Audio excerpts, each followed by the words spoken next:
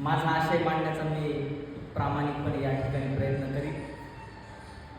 त्याच्यामुळं थोडीशी आपण जर उशीर झाला तर थोडीशी कळ काढावी ही सुद्धा या प्रसंगी विनंती करतो, खूप नम्र विनंती करतो. आता बोलत असताना बघा सातत्याने माझ्या भाषणामध्ये एक शब्द येईल मराठा. काळाच्या ओघामध्ये शब्दांचे अर्थ बदलत असतात. आता मी जो मराठा शब्द वापरणार आहे हा एका प्रदेशाच्या रिलेटेड असा शब्द आहे. मराठे जे महाराष्ट्रात राहत होते ते मराठे या अर्थाने मी मराठा शब्द वापरणार आहे. मग तो महाराष्ट्रातला कुणी असो तो मराठा आहे. तो कोणत्याही जातीचा असो, धर्माचा असो, पंथाचा असो, कोणाचाही असो तो मराठा आहे. आता दुर्दैवानं मराठा शब्द जो आहे तो बोनसाई झालेला आहे. एका विशिष्ट जातीपुरता तो मर्यादित झालेला आहे. तर मी जो शब्द वापरणार आहे तो 16व्या शतकातला आहे, 17व्या शतकातला आहे, 18व्या शतकातला आहे. आत्ताच्या 21व्या शतकातला मराठा शब्द मी वापरणार आहे. ही पहिली गोष्ट आहे. गेल्या वर्षी नरसिंह छत्रपती शिवाजी महाराजांच्या व्यक्तिमत्वाचे वेगवेगळे पैलू आपल्या समोर मांडण्याचा प्रयत्न केला होता. यावर्षी शिवछत्रपतींचा छावा स्वराज्याचे दुसरे छत्रपती संभाजीराजे भोसले यांच्या व्यक्तिमत्वाचे पैलू आपल्या समोर मांडण्याचा या ठिकाणी प्रयत्न करत आहे. जे वाचलंय, जे ऐकलंय ते बोलतोय. जी गोष्ट बोलणार आहे ती पुराव्यावर आधारित बोलणार आहे. हवेमध्ये काही बोलणार नाही. जे मी सांगणार आहे त्याला पुरावा असेल, पुराव्यावर आधारितच बोलणार आहे. तर सन्माननीय मंचावर उपस्थित सन्माननीय ज्यांनी मला बोलण्याची संधी दिली ते लाहोटी सर, कसबे सर, बाफना मॅडम त्या नाही आहेत आज इथं उपस्थित, परंतु त्यांनी मला गेल्या वर्षी सांगितलं होतं की सर जसं तुम्ही आम्हाला शिवछत्रपती सांगितले तसे पुढच्या वर्षी तुम्ही आम्हाला शंभू छत्रपती सांगा. म्हटलं ठीक आहे मॅडम, काही हरकत नाही. आणि गेलं वर्षभर शंभू छत्रपतींवरती अभ्यास करून या ठिकाणी आपल्या समोर उभा आहे. सन्मान्य मंचावर उपस्थित सर्व सन्मान्य आणि माझे सर्व सहकारी वृंद, जिच्या कुशीतून स्वराज्याचं देखणं स्वप्न निर्माण झालं त्या राजमाता जिजाऊ, ज्या महापुरुषानं स्वराज्याची संकल्पना मांडली ते राजे शहाजीराजे भोसले, ज्या वारसदारानं हे देखणं स्वप्न सत्यामध्ये उतरवलं ते छत्रपती शिवाजीराजे भोसले, आणि ज्या वारसदारानं हे देखणं सत्य स्वतःच्या पोलादी बाहूंवर केलं ते राजा शंभू छत्रपती. या महापुरुषांना प्रथमतः आम्ही अभिवादन करतो. खरं तर इतिहास विसरणारी माणसं इतिहास घडवू शकत नाहीत आणि इतिहास घडवणारी माणसं इतिहास विसरू शकत नाहीत. हा एक इतिहास आहे. निरक्षर मराठ्यांचा इतिहास स्वर्णाक्षराने लिहून ठेवावा इतका तेजस्वी आणि ओजस्वी इतिहास याच मातीत घडला. खरं तर आम्ही ज्या मातीत राहतो ती मातीच नेमकी अशी. आम्ही ज्या महाराष्ट्रात राहतो तो महाराष्ट्रात नेमका असा. खरं तर महाराष्ट्र म्हणजे मराठी मनांचा मावळ, मातीचा महाराष्ट्र, भक्तीच्या ऐलतिराचा, शक्तीच्या पैलतिराचा महाराष्ट्र, मातीत रखरखलेल्या कुंकुम कर्णाटकाचा धगधगता इतिहास सुरात घेऊन पेटणारा महाराष्ट्र आणि पोलादी छातडातल्या जीवाला पेटवणारा महाराष्ट्र. या महाराष्ट्राच्या मातीचा एखादा ढेकूळ कधी तुम्ही हातात घेतला, तो पाण्यात टाकला, त्या पाण्यावर जो तवंग उठे तो तवंग सुद्धा इथे खर्ची पडलेल्या मावळ्याच्या रक्ताचा असेल. इथली माती लाल झाली ती उगाच नाही. काही जणांनी स्वतःचं रक्त इथं सांडलंय आणि तेव्हा ती माती लाल झाली. हा आजूबाजूचा सह्याद्री आसमानाशी स्पर्धा करायला निघालाय तो उगाच नाही. अरे काही जणांनी स्वतःचं रक्त या ठिकाणी सांडलंय, स्वतःला गाडून घेतलंय, तेव्हा तो सह्याद्री आसमानाशी स्पर्धा करायला निघालाय. या सह्याद्रीची सैर करणं पुन्हा ऐऱ्या-गैऱ्याचं काम नाही. सह्याद्रीची सैर फक्त तिघच करू शकतात. एक वाघ, दुसरा वारा आणि तिसरे मराठे. यांच्याशिवाय सह्याद्री पेलणं कधी कुणाला जमलं नाही, झेपलं नाही.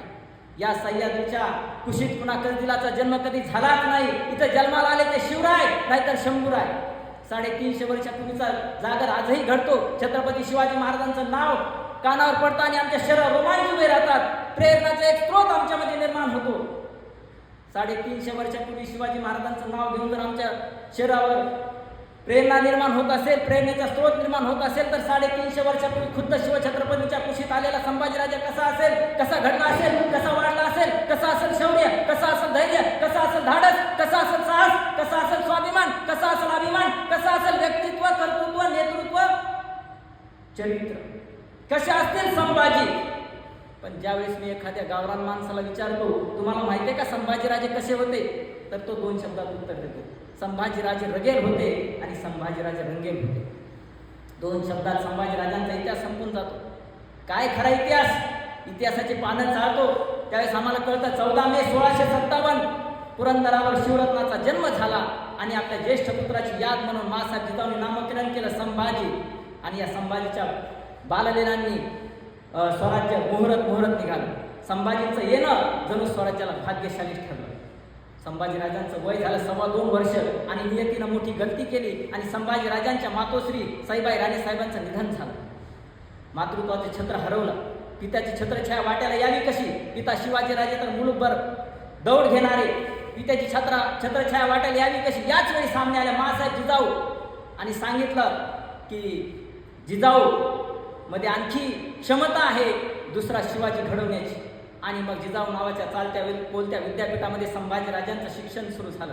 संभाजीराजे लिहिणं वाचणं शिकले, खेळणं पळणं शिकले, अनेक कला नाना विद्या शंभूराजांना येऊ लागल्या, अनेक भाषा शंभूराजांना येऊ लागल्या. 1 नाही 2 नाही 3 नाही 16 भाषा शंभूराजांना येत आहेत. मराठी येते, कानडी येते, उर्दू येते, हिब्रू येते, फारसी येते, संस्कृत येते, प्राकृत येते. इतकंच काय 350 वर्षापूर्वी संभाजीराजांनी इंग्रजी सुद्धा येत आहे. धर्मशास्त्र, नीतिशास्त्र, अर्थशास्त्र, प्रमाणशास्त्र अशा काही शास्त्रांमध्ये संभाजीराजांनी मोठी हुकूमत पैदा केली होती. अनेक ग्रंथ त्यांनी लिहिले. वयाच्या 14व्या वर्षी बुधभूषणम नावाचा ग्रंथ संस्कृतमध्ये लिहिलेला आहे संभाजीराजांनी. संस्कृतमध्ये श्री गणेशाचं वर्णन करताना ते लिहून ठेवतात. पद पद्म पत्र समचरण जंग कनक कर्ब नाभिललित उदर उर दीर्घटी मंडी कर देत चारी फल सकल बल. हे संस्कृत मधून श्री गणेशाचं केलेलं वर्णन आहे. नखशिका, नायिका, भेद, 7 शतक असे काही ग्रंथ संभाजीराजांनी लिहिले आणि एक उत्तम कवी म्हणून त्यांचा नाव लौकिक होऊ लागला. काव्यगुण त्यांनी जोपासलाय, पण या शरीराचं सुद्धा याच्यामध्ये सुद्धा संभाजीराजांनी मोठी हुकूमत पैदा केली. कुस्ती असेल, तलवारबाजी, भालाफेक, घोडेस्वारी याच्यामध्ये संभाजीराजांनी मोठी हुकूमत पैदा केली. अरे तत्कालीन काळामध्ये घोड्याला जोरदारपणे पळवणारा, घोड्याला एकाच पायावर उभा करणारा आणि डोळ्याचं पातळ लवतं तोच गर्दिशी फिरवणारा या जगाच्या पाठीवर एकच योद्धा होऊन गेला. त्या योद्ध्याचं नाव होतं संभाजी. ही झेप बाकी कुणाला कधी जमलीच नाही. संभाजीराजांचं येणं जणू स्वराज्याला भाग्यशाली ठरलं. प्रतिपद चंद्र लेखेव, प्रतिपदेच्या चंद्राप्रमाणे स्वराज्य मोहरत गेलं. यथाकाल संभाजीराजांचं वय झालं 8.5 वर्ष आणि महाराष्ट्रावर मिर्झाराजे जयसिंग चालून आला आणि नाईलाजाने शिवरायांना पुरंदरचा तह करावा लागला. पुरंदरासह 23 किल्ले बहाल करावे लागले आणि याच वक्ती मिर्झा म्हणाला, राजे तुमचे पुत्र संभाजीराजे आमच्याकडे ओलीस म्हणून राहतील. आणि नरसिंह व्याकुळला, राजे हे राजकारण नाही. आणि तसा मिर्झा हसत म्हणाला, राजे हे राजकारणच आहे. आणि वयाच्या 8.5व्या वर्षी संभाजीराजांचा प्रत्यक्ष राजकारण प्रवेश झाला. औरंगजेबानं मनसबी धाडल्या, शिवरायांनी मनसबी पत्करल्या. औरंगजेबानं शिवाजीराजांना 5000ची मनसबदारी दिली तर संभाजीराजांना 7000 मनसबदार केलं. जणू काही त्याला कळून चुकलंच होतं की पुत्र पित्यापेक्षा सवाईच निपजणार आहे. यथाकाल औरंगजेबानं मनसबी धाडल्या, शिवरायांनी मनसबी पत्करल्या आणि त्याच वेळी औरंगजेबाचं पत्र आलंय, आग्र्याला बोलवलंय, सोबत संभाजीराजांना सुद्धा बोलवलंय मनसबदार म्हणून. यावेळी एका पित्याचं काळीज गलबललं. अरे 8.5 वर्ष उंबरीचा पोर, याला कसं न्यावं तिथं? या मुलखापासून त्या मुद्रेपर्यंत, त्या मुलखापर्यंतचा वैराण वनवास, ऊन वारा पाऊस याला सोसेल का? पण त्याच वेळी शिवरायांच्या लक्षात आलं, अरे हा संभाजी म्हणजे नुसता शिवरायांचा पुत्र नाही तर तो या महाराष्ट्राच्या मातीतला मराठ्याचा पोर आहे. आणि मग शिवाजी महाराज आणि संभाजी महाराज हे या मुलखापासून आग्र्या मुद्र्यापर्यंत त्या मुलखापर्यंत सहज गेले. हा सगळा वैराण वनवास प्रवास संभाजीराजांनी लिहिला केला. राजे आणि संभाजीराजे औरंगजेबाच्या दरबारामध्ये पोहोचले. पण याच वेळी औरंगजेबानं मोठी जहरी चाल टाकली आणि शिवरायांना मागच्या रांगेत उभं केलं आणि नरसिंह चौताळला आणि सरळ औरंगजेबाला फटकारून मारायला. सगळा दरबार थर थर थर थर कापत होता. अरे त्यावेळी जर शिवरायांकडे तलवार असती ना तर त्याच वेळी औरंगजेबाचा शिरच्छेद सुद्धा झाला असता. सगळा दरबार थरथर कापत होता. त्या शिवरायांनी औरंगजेबाला फटकारावं आणि फटकारून सरळ चालते झाले. पण औरंगजेबाला मग जोहरी चाल टाकली आणि शिवरायांना त्या ठिकाणी कैदेमध्ये ठेवलं. आता त्या दिवसापासून शिवराय कधी औरंगजेबाच्या दरबारामध्ये गेलेच नाही. औरंगजेबाची मगजमिठी त्या ठिकाणी वाढत गेली आणि शिवरायांना बाहेर पडायला मुभा नव्हती. परंतु संभाजीराजे मात्र औरंगजेबाच्या महालापासून कुंभाराच्या वाड्यापर्यंत बिनधोकपणे येत जात असत. आणि शिवरायांच्या लक्षात आलं की आता औरंगजेबाच्या या मगरमिठीतून सुटणं मुश्किल आहे. सगळ्याच लढाया तलवारीच्या बळावर लढायला जात नाहीत, काही लढाया बुद्धीच्या बळावर सुद्धा लढाव्या लागतात. आणि ज्यावेळेस तलवारीच्या पात्याला बुद्धीची धार चिकटते त्यावेळेस शौर्य लखलखतं आणि मग चाल आखली जाऊ लागली. आणि जे स्वप्नातही शक्य नाही ते शिवरायांनी सत्यामध्ये उतरवलं. पण ह्या सगळ्या सुटकेच्या ज्या चाली होत्या त्या सगळ्या संभाजीराजांनी त्या ठिकाणी रचल्या होत्या. कारण शिवरायांना बाहेर पडायला मुभा नव्हती. संभाजीराजे मात्र औरंगजेबाच्या दरबारापासून त्या कुंभाराच्या वाड्यापर्यंत येत जात असत. ह्या सगळ्या सुटकेच्या ज्या चाली होत्या त्या सगळ्या संभाजीराजांनी व्यवस्थित पेरल्या होत्या. आणि मग शिवरायांनी जे स्वप्नात घडणार नाही ते सत्यामध्ये उतरवलं आणि शिवराय आणि संभाजीराजे औरंगजेबाच्या मगरमिठीतून निसटले. शिवराय परत महाराष्ट्राकडे निघाले. पण आपला एकुलता एक पोर संभाजी याला मागं ठेवलं. त्यावेळी जर संभाजीराजांनी विचारलं असता, आबासाहेब आम्हाला सोडून एकटेच जाल, दर्या सुद्धा हटला असता, धरणीकंप झाला असता, फाटला असता आबाळ. जर संभाजीराजांनी विचारलं असतं, आबासाहेब आम्हाला सोडून एकटेच जाल. पण त्यावेळी 9 वर्षाचा संभाजीराजा आपल्या पित्याला म्हणतोय, आबासाहेब आमची फिकर करू नका, आमच्यापेक्षा स्वराज्याला आपली अधिक गरज आहे. आणि आपल्या या पुत्राच्या परिपक्वतेवर नरसिंह खुश झाला आणि शिवाजी महाराज आग्र्यावरून निघाले, राजगडावर आले आणि आले त्यांनी वार्ता उठवली, वाटेत संभाजीराजांचं निधन झालंय. वयाच्या 9व्या वर्षी संभाजीराजांच्या पाठीला जे निधन बांधलं गेलं होतं ते वयाच्या 32व्या वर्षापर्यंत इंद्रायणी भीमेच्या तीरापर्यंत ते मरण त्यांची तशीच साथ देत होतं. शिवरायांनी उठवली ती हूल एवढ्यासाठीच की औरंगजेब त्यांचा ही बातमी औरंगजेबाला कळेल आणि मग औरंगजेब संभाजीराजांचा पाठलाग सोडून देईल आणि संभाजीराजे सुरक्षित राजगडावरती येतील. आणि झालंय तसंच. ही बातमी औरंगजेबाला समजली. औरंगजेबाने पाठलाग सोडून दिला आणि संभाजीराजे राजगडावरती सुखरूप आले. आता आल्यानंतर संभाजीराजांचं वय 10 वर्ष झालं. एके दिवशी शिवाजीराजे संभाजीराजांना म्हणतायत, संभाजीराजे तुम्ही लेखणी तेच चालवता पण तलवारीचं काय? आणि त्याची उसळला छावा. आज्ञा द्यावी आबासाहेब. आणि आज्ञा मिळाली. गुजरात खंबाई प्रांत टिकण्याची. 10,000चं सैन्य घेऊन चिंचिला निघालं. गुजरातवर उतरून पडला. खंबाई जिंकलं, बागानगर लुटलं, मामे दादाराव खैसे कैद केले आणि त्यांच्या युद्धनीतीनं अनेकांच्या नजरा विस्फारून गेल्या. ही बातमी शिवरायांना कळाली आणि कडाडले शिवराय, त्या बत्ती तोफांना आमचा बछडा जीप घेऊन रायगड जवळ करतोय. वयाच्या 10व्या वर्षी संभाजीराजांचा पराक्रमाची मोहर स्वराज्यावरती त्या ठिकाणी उमटली. यथाकाल मासा जिजाऊंनी ज्या मुलगी प्रशासनाच्या बाजू होत्या त्याची जबाबदारी संभाजीराजांवरती सोपवली. ज्या मंत्र्यांच्या वरच्या तक्रारी यायच्या त्याचं निवारण करण्याची जबाबदारी संभाजीराजांवरती त्या ठिकाणी सोपवलेली आहे.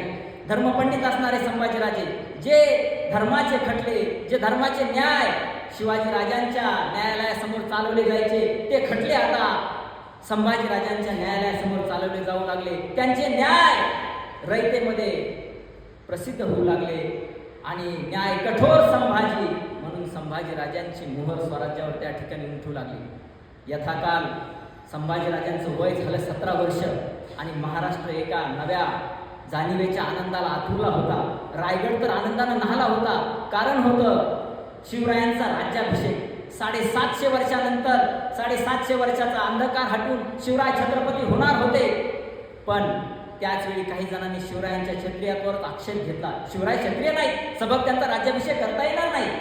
काशीवरून गागा भट्ट येथे झाले आणि त्यांच्या समोर बसले धर्मपंडित संभाजीराजे आणि संभाजीराजांनी पटवून दिलं. गागा भट्टांनी मान्यता दिली आणि 750 वर्षाचा अंधार हटून त्या ठिकाणी रायगडावर शिवरायांचा राज्याभिषेक झाला. या म्लेच्छ पातशाहीमध्ये एक मराठा एवढा छत्रपती झाला. ही गोष्ट काही साधी झाली नाही असं सभासदांना लिहून ठेवले. तो देखना सोहळा. लोकशाही अवतरली, रयतेचं राज्य आलं. राजा छत्रपती झाला, रयतेच्या कडा आनंदाने पाणावल्या. पण याच वेळी इतिहासात आणखी एक घटना घडली. आतापर्यंत मराठ्यांची पोरं सरदार पुत्र होती. संभाजीराजे पहिले छत्रपती पुत्र ठरले, संभाजीराजे पहिले युवराज झाले. या घटनेपर्यंत संभाजीराजांच्या चरित्रावर एकही डाग आढळत नाही. या घटनेपर्यंत संभाजीराजांच्या चारित्र्यावर आक्षेप घेण्यासाठी एकही घटना आढळत नाही. पण या घटनेनंतर संभाजीराजांच्या चरित्राचं पाणी अशा काही पाटानं वळवण्यात आलं की मूळचा संभाजीराजाच आमच्यातून हरवला. मल्हार रामराव चिटणीस या बखरकारानं स्वतःच्या आजोबाला संभाजीराजाने हत्तीच्या पायी दिलं याचा राग मनात ठेवून त्यांचं अतिशय विकृत चित्रण केलं. त्यानंतर सभासद बकराने तेच केलं आणि मग या दोन बखरींचा आधार घेऊन पुढचं इतिहास लेखन केलं गेलं आणि संभाजीराजा बदनाम होत राहिला, छावा बदनाम होत राहिला. काय खरा इतिहास? ज्यावेळेस इतिहासाची पानं आम्ही चालतो, पुरावे पाहतो, त्यावेळेस संभाजीराजांवरचे जे हे आरोप आहेत ते आम्हाला सरळ सरळ त्या ठिकाणी लक्षात येतात. काय की आम्हाला कोणती गोष्ट जी आहे ती चकचकीत पॉलिश्ड जगण्याची सवय लागलेली. दादा कोंडकेंच्या चित्रपटामध्ये गाणं आहे, चंदनाच्या पाटावर सोन्याच्या ताटावर मोत्याचा घास तुला भरविंग. आता बघा, चंदनाचा पाट आहे, सोन्याचं ताट आहे, मोत्याचा घास आहे, भरवायला ती म्हणल्यावर आनंदाच आहे. पण हेच गाणं माझ्यासारख्या जरा थोडं वेगळ्या पद्धतीने म्हटलं, बाबळीच्या पाटावर जर्मनच्या ताटावर हायब्रिडचा घास तुला भरविंग, तर पाहायलाही चांगलं वाटत नाही, ऐकायलाही चांगलं वाटत नाही, खायलाही चांगलं वाटत नाही. हीच आमची मानसिकता नाटक निर्मात्यांनी, चित्रपट निर्मात्यांनी, कादंबरीकारांनी हेरली आणि संभाजीराजांचं जगणं हे वास्तवतेनं न रेखाटता ते अधिक पॉलिश्ड चकचकीत करायचा प्रयत्न केला आणि मूळचा संभाजीराजाच आमच्यातून हरवला. मल्हार रामराव चिटणीस या दोन्ही बखरकारांनी जे वर्णन केलं त्याच्यानंतर संभाजीराजांवरती आतापर्यंत 60 पेक्षा जास्त नाटकं आली आणि 30 पेक्षा जास्त चित्रपट आले. दस्तूर खुद्द शिवछत्रपतींवर सुद्धा एवढे चित्रपट आणि नाटकं नाही, तेवढे संभाजीराजांमध्ये. सगळ्यात पहिल्यांदा मोरेश्वर आत्माराम पाठारे यांनी संभाजीराजांवरती पहिलं नाटक लिहिलं आणि त्याच्यामध्ये त्यांनी तुळसा नावाचं पात्र आणलं. हेच तुळसा नावाचं पात्र बेबंदशाहीमध्ये औंधकरांनी आणलं. पण बेबंदशाहीमध्ये त्या नाटकाच्या प्रस्तावनेमध्ये औंधकर सांगतात की या नाटकामध्ये येवलेलं तुळसा नावाचं पात्र हे काल्पनिक असून त्याचा इतिहासाची काडी मात्र संबंध नाही. परंतु 3 तास नाटक दाखवताना आम्हाला प्रस्तावना वाचून दाखवली जात नाही. त्याच्यामुळे तुळसा खरी की खोटी हे आम्हाला समजत नाही. परंतु आम्ही नाटकात 3 तास संभाजींबरोबर तुळसा पाहतो आणि आम्ही म्हणतो उगाच दाखवतात का? आता होते दोघं 3 तास सोबत म्हणजे असणार काय तरी. ही मानसिकता तशीच राहिली. अनेक स्त्रियांचे नावं जे आहेत संभाजीराजांसोबत जोडले गेली. मग मोहित्यांची मंजुळा आहे, थोरातांची कमळा आहे, तुळसाबाई आहे, अशा अनेक नावं जोडलेत. आणखी सुद्धा बघा दूरदर्शनवर चित्रपट लागतो थोरातांची कमळा. काय दाखवलंय थोरातांच्या कमळामध्ये? थोरातांच्या कमळामध्ये दाखवलं की संभाजी महाराज त्या थोरातांच्या कमळेवरती अत्याचार करतात आणि मग ती थोरातांची कमळा आत्महत्या करते. चित्रपटाच्या शेवटी ती समाधी सुद्धा दाखवली, हीच त्या थोरातांची कमळाची समाधी. पण निदान त्याच्यावर काय लिहिलंय हे तरी वाचाव. तर थोरातांच्या कमळाच्या समाधीवर मृत्यूचं साल लिहिलेले 1698 साल आणि संभाजीराजांचा मृत्यू झालाय 1689 साली. आता मग 9 वर्षांनी काय संभाजीराजांचं भूत गेलं होतं का तिच्यावर अत्याचार करायला? हे सगळे जे त्यांच्यावरचे आरोप आहेत ते आम्हाला स्पष्टपणे त्या ठिकाणी पाहायला मिळते. अहो, कल्याणच्या सुभेदाराची सून ही ज्या मानानं परत पाठवली त्या राजाचा पुत्र आहे तो कसा असेल चारित्र्याच्या बाबतीत? अरे त्या काळामध्ये नाटक शाळा ठेवणं संमत होतं, अनेक स्त्रिया ठेवणं समाजसंमत होतं. संभाजीराजांच्या चरित्रात किती नाव आढळतात? फक्त एकच नाव आढळतं, येसूबाई. श्री सखी राज्ञी जयती महाराणी येसूबाई यांच्याशिवाय संभाजीराजांच्या चरित्रामध्ये दुसरं नाव आढळत नाही. आणि संभाजी महाराजांनी स्वतःच्या पत्नीवर एका ओळीची कविता केलेली. एका ओळीची कविता कधी असते का? तर तुम्ही विचार करा की बुद्धिमत्ता काय असेल. त्यांनी कविता केली, श्री सखी राज्ञी जयती, ही एका ओळीची कविता केलेली त्यांनी. तो अकबर औरंगजेबाचा मुलगा संभाजीराजांची मदत मागण्यासाठी तो आलाय आणि मग त्याला मैत्रीचं प्रतीक म्हणून संभाजीराजाने एक मोत्याचा कंठा दिला. तो कंठाच्या नादान अकबरानं एका नर्तकीला दिला. ही गोष्ट संभाजीराजांना कळाली आणि धाड ऋषी कळाला सर्जा, ज्याला मैत्रीची कदर नाही त्याच्याशी आम्हाला कसलेही पदर जोडायचे नाही, बिनघोर सवलत मैत्रीला मैत्रीचा कंठा त्यानं नर्तकीला दिला. ही साधी गोष्ट ज्या सर्जा संभाजीराजाला सहन होत नाही, तो चारित्र्याच्या बाबतीत कसा असेल.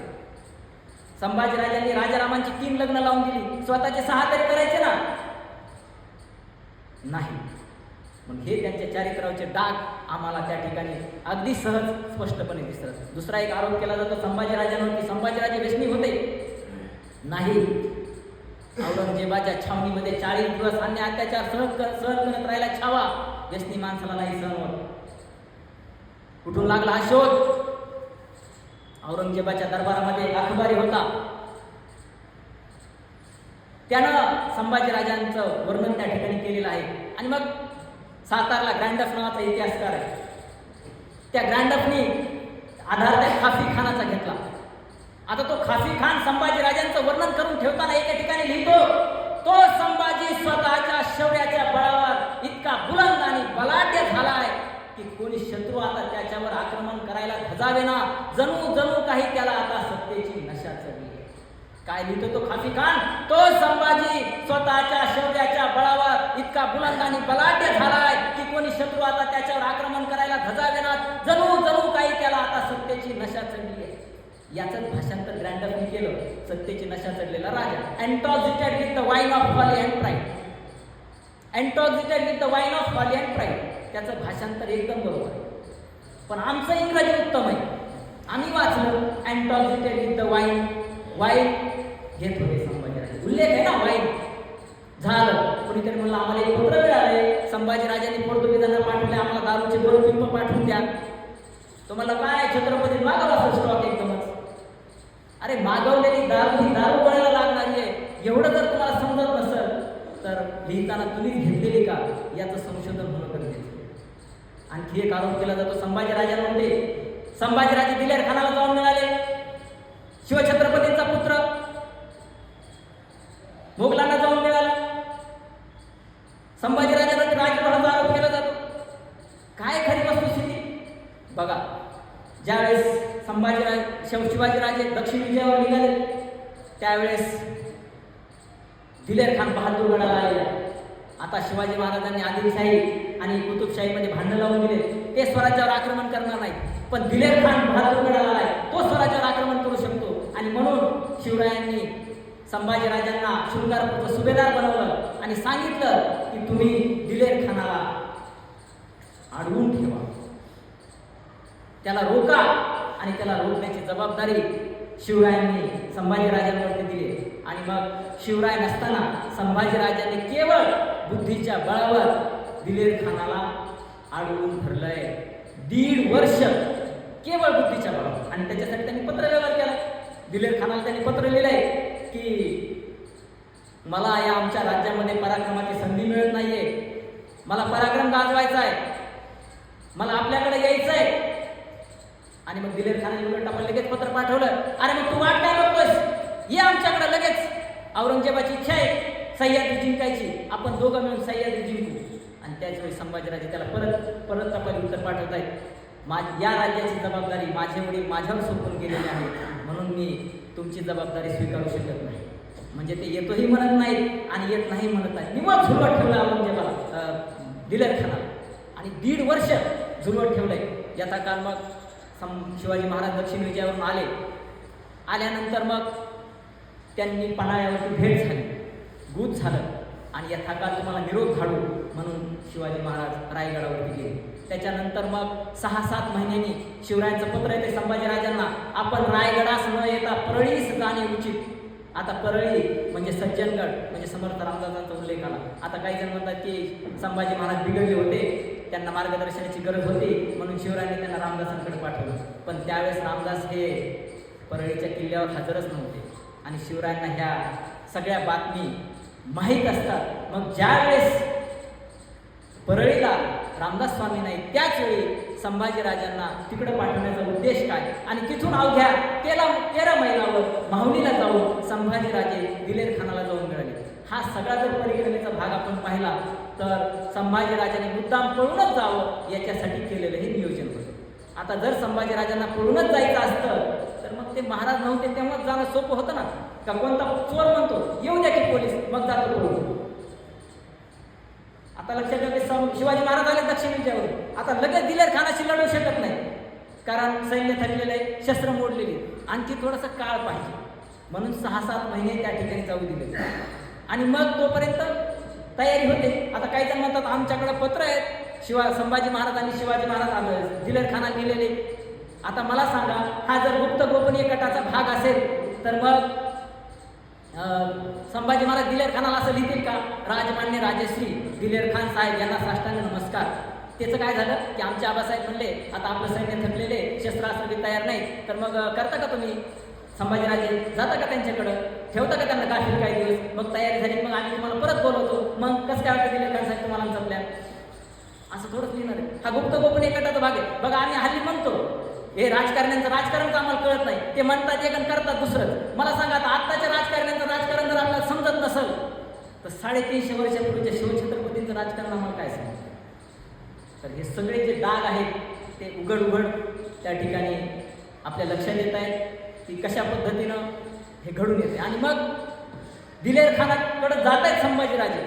दिलेर खानाकडे गेल्यानंतर सुद्धा शिवाजी महाराज मोगलांचे किल्ले घेतायत, जिंकतायत, तरी सुद्धा दिलेर खानाने हालचाल केली नाही, नव्हे संभाजी महाराजांनी ती होऊ दिली नाही. आणि मग मुअज्जमचं पत्र येत आहे दिलेर खानाला, अरे तू काय करत बसलायस, ते शिवाजीराजे आपले किल्ले घेतायत, तरी त्याने हालचाल नाही केली. मग शेवटी औरंगजेबाचं पत्र येत आहे, अरे तू नौकर कुणाचा आहे, माझा का शिवाजीचा. आणि मग दिलेर खानाला हल्ला करणं भाग पडलं. आणि मग तो पन्हाळ्यावर हल्ला करायला निघाला. भीमसेन सक्सेना नावाचा इतिहासकार लिहितो की शिवाजीच्या माणसांनी संभाजींना अलगद बाहेर काढलं, तिथून मसूद खानाकडे विजापूरला नेलं आणि मग तिथून संभाजीराजे स्वराज्यात आले. जर संभाजीराजे फितूर असते तर शिवराय त्यांना स्वराज्यात कधीच घेणार नाही, कधीच नाही, स्वतःचा मुलगा म्हणून नाही. खंडोजी खोपडा फितूर झाला, शिवरायांनी त्याचे हातपाय तोडले, संभाजी कावली मोगलांना जाऊन मिळाला, त्याचा तिकडे शिरच्छेद केला. मग हा न्याय शिवाजी महाराज संभाजीराजांना का लावत नाही, उघड आहे. ही सगळी चाल शिवरायांची, कारण जे संभाजीराजांनी केलंय ते सगळं शिवरायांच्या आज्ञेनुसारच केलंय. अगदी महाराष्ट्राच्या मातीनं या महाराष्ट्राला एक अतिशय लायक उत्तम अशा प्रकारचा वारसदार या मातीनं दिलेला आहे. 3 एप्रिल 1680 रायगडावर शिवरायांचं निधन झालं. ही बातमी शत्रूला कळू नये म्हणून गुप्त ठेवण्यात आली. त्याचवेळी संभाजीराजे पन्हाळ्यावरती आहे. ही बातमी रायगडाच्या बाहेर जाऊ दिली गेली नाही, परंतु शिवरायांचं निधन झालं आणि मंत्र्यांचा वेगळा डाव त्या ठिकाणी सुरू झाला. आणि मग त्यांनी काय केलं की संभाजीराजांना गादीवर येऊ द्यायचं नाही अशा प्रकारचा डाव मांडला. संभाजीराजे संस्कृतचे पंडित, संभाजीराजे प्रचंड बुद्धिमत्ता असलेले, संभाजीराजे प्रचंड निर्णय क्षमता असलेले, संभाजीराजे प्रचंड पराक्रमी, ते जर गादीवर आले, ते आत्ताच आपला मुलाहिजा ठेवत नाहीत, जर ते गादीवर आले तर आपल्यालाच ठेवणार नाही. आणि मग मंत्र्यांनी कारस्थान केलं आणि सोयराबाईंना सरळ हाताशी धरलं आणि राजारामांना गादीवर आणण्याचं षडयंत्र त्या ठिकाणी त्यांनी रचलं. आणि मग त्यांनी त्याचवेळी तळबीडला कराडजवळ स्वराज्याचे सरलस्कर सेनापती हंबीरराव मोहिते, राजारामांचे मामा, सोयराबाईंचे सख्खे भाऊ, त्यांना असं वाटलं की आता राजारामाला राजा करतोय म्हणजे मामा हंबीरराव तर लगेच तयार होते. आणि मग त्यांनी हंबीररावांना पत्र पाठवलं, सैन्य घ्या, आपल्याला पन्हाळ्यावर संभाजीला कैद करायला जायचंय.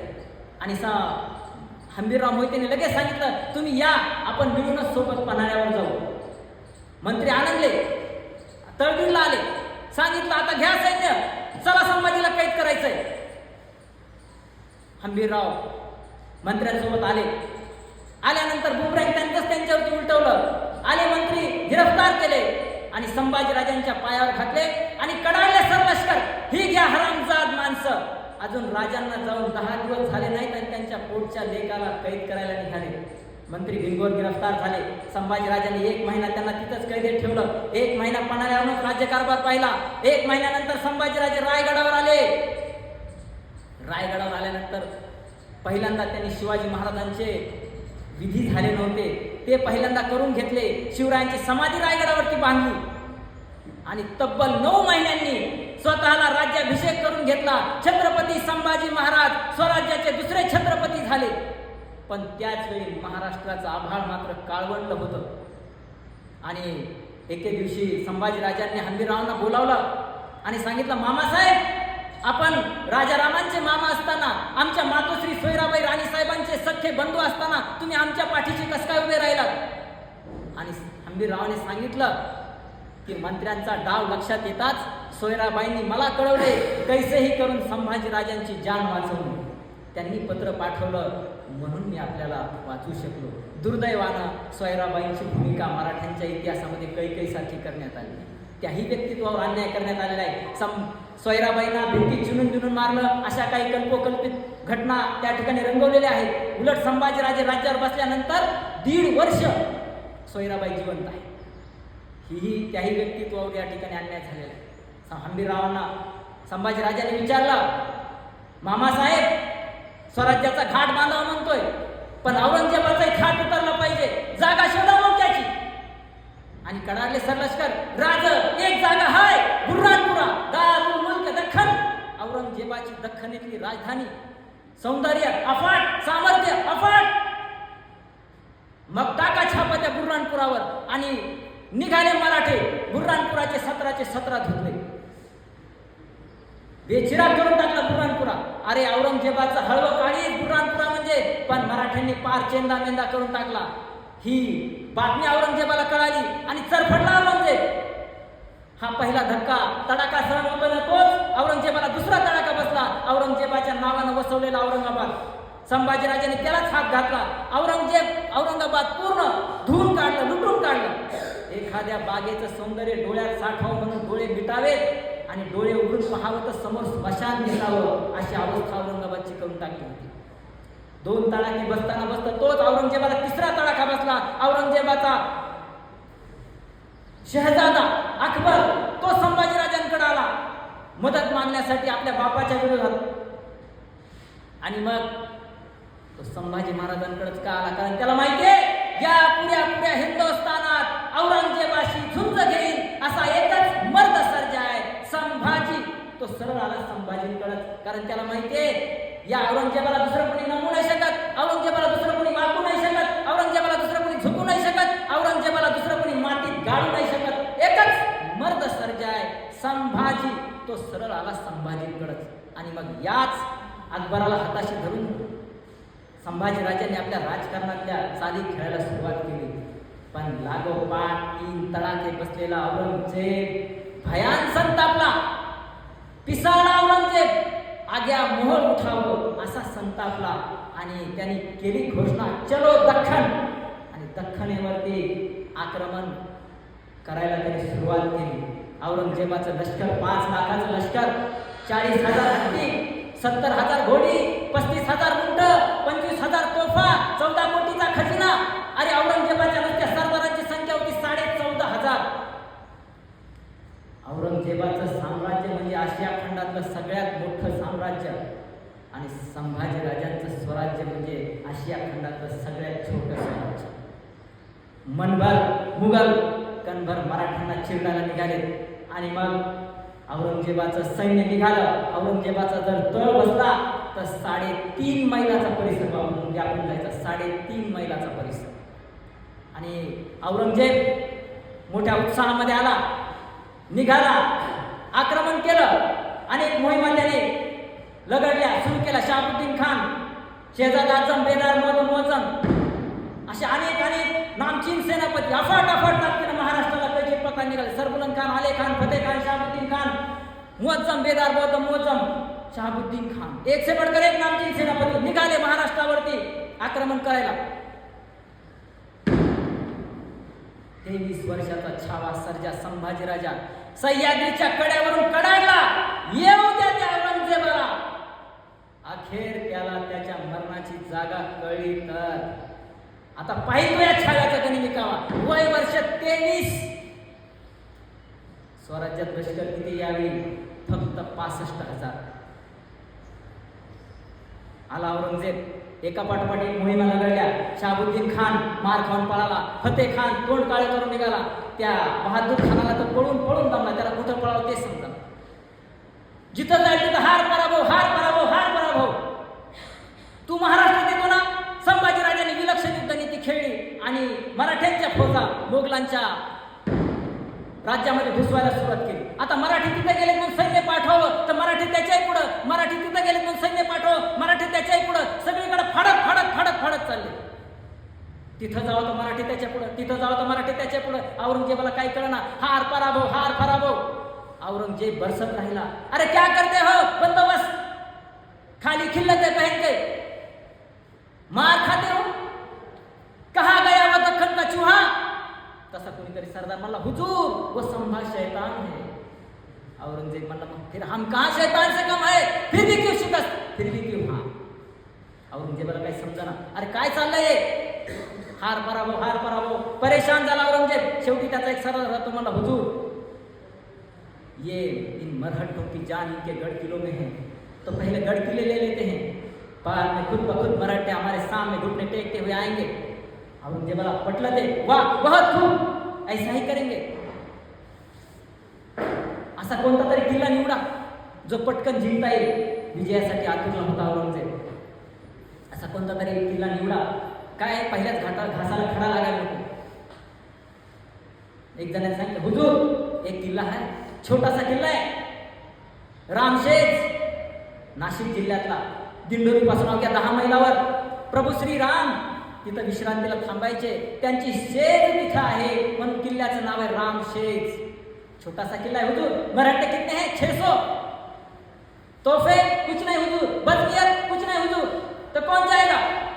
आणि मला शाहबुद्दीन खान, हुजूर हम जाएंगे.